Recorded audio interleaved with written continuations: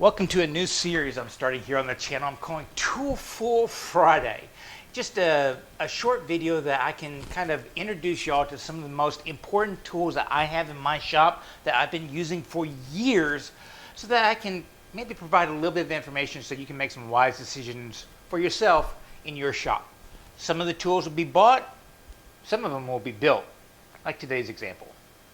Now, over these past 10 years on this channel, probably the one project that I've gotten more kind of snide comments about is my workbench, because I built it out of poplar, and a lot of people would say it's just too light, it's way too soft, and it's just not a suitable material for a workbench. In fact, there have been some pretty famous bench builders out there that had that kind of opinion themselves until they came to my shop and actually worked on it, and they kind of left with, hey, it's just fine. Now, I built this bench and 13 other workbenches. I had 14 workbenches in my shop. I basically had one communal where everyone could stack stuff, a dozen for individual students, and then I had my teacher's desk. And all of them were built exactly the same, except for this one right here, which is the worst of the group, which I basically put together with the scraps that were kind of unsuitable. This bench right here is roughly 7 inches long, and all the other ones I built were a full 8 feet long, and it's a little less than 24 inches wide. I was never really concerned with the actual dimensions of the width, as long as it was less than about 23, somewhere in the 23, 22 range. And that was all dependent upon the laminates I use, the poplar. 7 of the workbenches I made with this stuff right here, which I actually got off of Craigslist from a scene maker shop that was going out of business. Now, poplar is one of the few hardwoods in North America that you can readily get in really thick widths.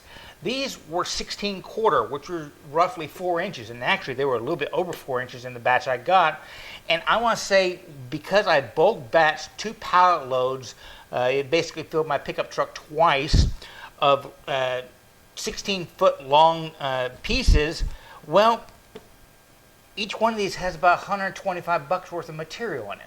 I just got a really great deal on this poplar. There's just this kind of idea out there that for workbenches, use what you got. These things are designed to be beat on. Granted, it will still outlast my lifetime. You could probably pass on several generations something built like this, but it's a workbench. And I think people have passed on poplar for so many years just because it is somewhat kind of soft. But here's something a lot of people don't recognize. Yes, it might be soft, but when you dent it in. You don't dent it out. So if I were to dent it right here, I basically just compress those fibers in. I can still take a straight edge, lay it on its side, and move it smoothly across my workbench. That dent is not going to affect anything I lay on it. And worst case scenario, if you want to get out all these little dents, well, the next time you surface it, just lay a towel over it that's wet and iron it.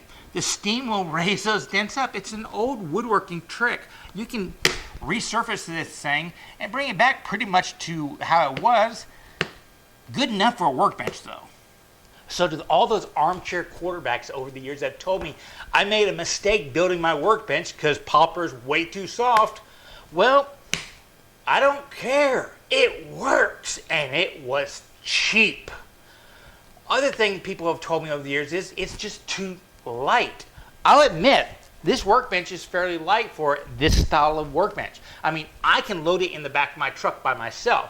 I'll basically come to one end, and I'll just kind of lift it up and have it canted off that leg, back my truck under this side, lower it down half of it, and then just lift up and slide in. I can load this thing in about a minute. It's pretty easy to do, which tells me that it's probably under 300 pounds. And the reason why they say it's too light is because when you're planning and stuff like that, supposedly they chase their workbenches around. There it is. For one, a workbench is a lot heavier than just the wood you make it. depending upon what you want to put into it. I know some people will build like a cabinet for half of it and just load it up with their tools. Some people I know throw sandbags, but that's overkill. Just load it up. But even without all this weight, I never have a problem with this thing moving for the simple reason I don't slide with my tennis shoes that much. Rubber soles. I took an old mouse pad, cut it up, put it up underneath the feet. It doesn't move. It doesn't move. Come on, people. You can think better than that. Come up with solutions that'll work for you. Even in that video where I showed people how to make an inexpensive first workbench out of plywood and 2x4s, there are techniques that you can do to prevent it from moving. All we did was we bolted it to a piece of OSB, so you were standing on the same OSB the work was. So if it were to move away from you, you would have to move yourself with it, and physics just doesn't work that way. There's always a solution to these things, so you don't have to spend a huge amount of money for the densest boards you can find to make a simple workbench. And when I say simple, I really do mean simple. We're talking an entire bench built with 12 mortise and tenon joints. All the same techniques, all that same stuff. In fact, I did not even glue the top on it. It's just sitting on here with gravity and these two pegs, which were drawboard in to really sink it down. All of these pegs were drawboard. I don't even think I needed glue on this bottom section because this thing doesn't rack or anything like that because of the way I built it with the shoulders, but it's just a super simple design. I added a shelf on the underside, and that's about it. A few items I put into it that I've never really used is I have a groove under here that matches one over here, so I could put a sliding deadman. That's basically something I can push up, pull down, and move left and right to hold dog holes so that I can rest a board on it. Never really use it because I have other techniques I'll show you in a second to accomplish the kind of stuff you would use that for. Other thing is, again, this was built for a school, so every single workbench I had, I put a leg vise on the corner. Now, if I was to do it again, I would only need one leg vise, and I actually don't even use a leg vise that much anymore. I've gotten to the point where I don't use vices much at all, other than the one I have kind of hold fast it onto the end. And that's my twin screw, which is very unpretentious, and that is actually made up with a 2x6 construction lumber and some maple screws I turned and made myself. This is one of those situations where I was making 2 of these per one of those dozen workbenches, so 24, 28, 30 of them. So this was the least expensive way I could make a whole set of that. And once you buy the tools to make the screws, you can use them for the rest of your woodworking career to make things like clamps and stuff like that, or jigs are very nice.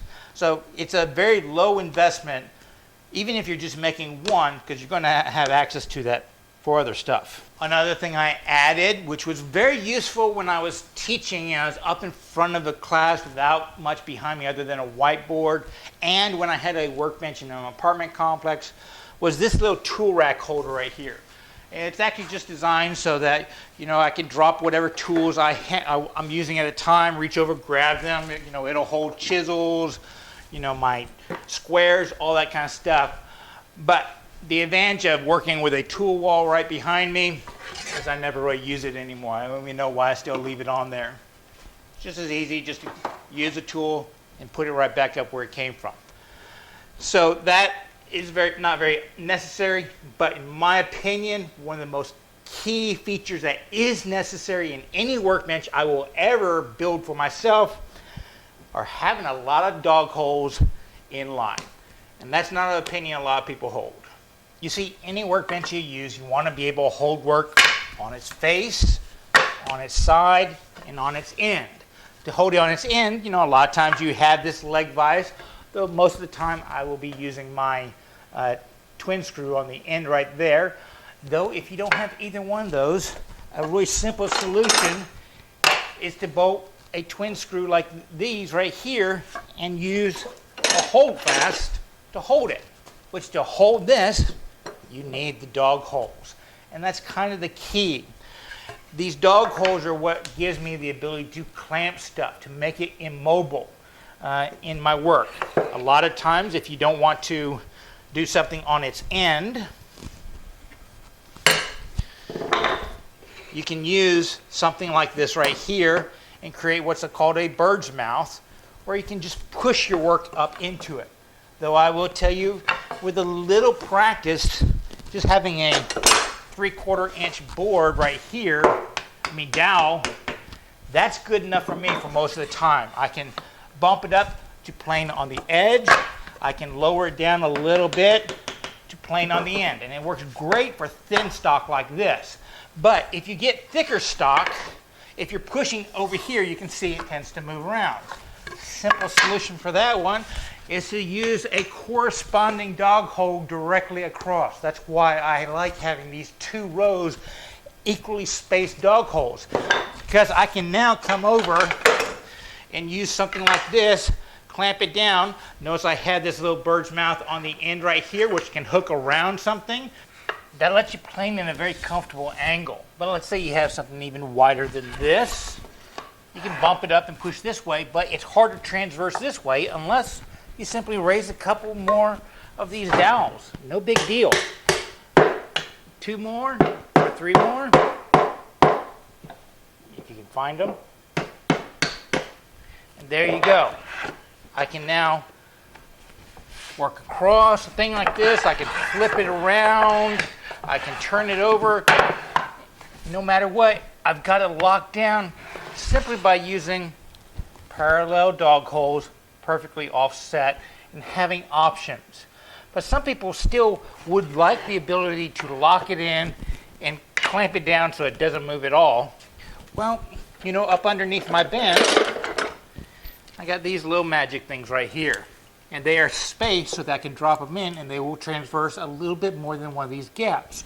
So I can easily drop it in. It has a clamp, a little twisting thing right here. And I have pretty much an instant tail clamp that really locks this thing in. Tighten it up as much as you want. There you go. Doesn't cost much. It's not permanently on my workbench, and I can even put it on the side to clamp stuff on the side if I want. Then to reset my workbench to do something else, it's simple. And putting my stuff up. What other exciting work holding things do I have underneath my workbench that makes this Poplar, 2 light, and all that kind of stuff workbench work? I use a little miter box all the time. Pump it up, squares up. We have bench hooks, easily goes up underneath. I even have myself a redneck router table. I just bolt up my little trim router. It goes right in my workbench right here. There's me a router table. I can even use all these hold fast and stuff like that with the dog holes to clamp up a fence and secure that way. It's not just a hand tool workbench. You can use power tools with it. It's just you guys think outside the box when you do something like this. I guess what I kind of want to bring this all around to is this was a very simple design. It really is an easy build, even with a limited amount of tools, and the material is cheap. Poplar might not be the premium wood out there, but how premium do you need for a workbench? You can make it work with just simple innovations that you can come up with in your shop. This is my main clamp in the workbench. I don't know if I could do flat work without a workbench at least capable of this one. I even showed you how to build an alternative if you're just building your first workbench and you don't want to tackle a dozen mortise and tenon joints, but it's not out of your realm. My bench is just a soft, lightweight, cheap, flexible clamp. Well, I hope you enjoy this kind of tool-full video. And again, if there's something specifically you want me to kind of cover in the future, leave that down below. And I want you to remember that it's always worth the effort to learn, create stuff, and share it with others. Oh, and check out down below the video. I've got some new t-shirt designs. They're kind of promoting a alternative to worth effort channel called The Unknown Turner. Y'all be safe and have fun.